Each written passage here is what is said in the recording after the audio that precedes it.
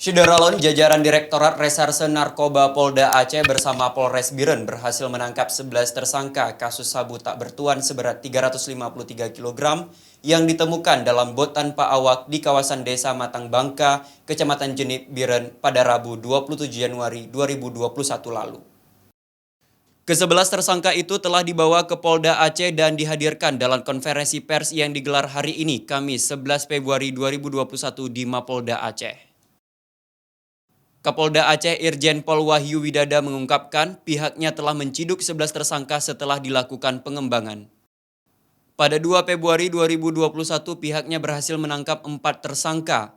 Dari 4 tersangka tersebut, polisi berhasil melakukan pengembangan dan berhasil menangkap 1 tersangka lainnya berinisial SI 50 tahun, warga Kecamatan Simpang Mamplam, Biren.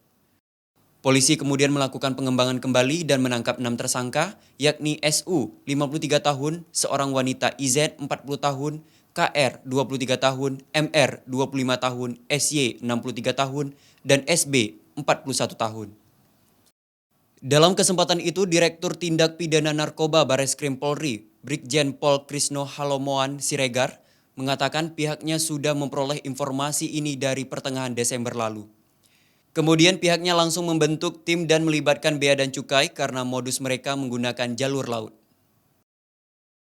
Demikian Syederalon, jangan lupa subscribe kanal YouTube Serambi On TV dan perbaharui informasi terbaru Anda di serambinews.com.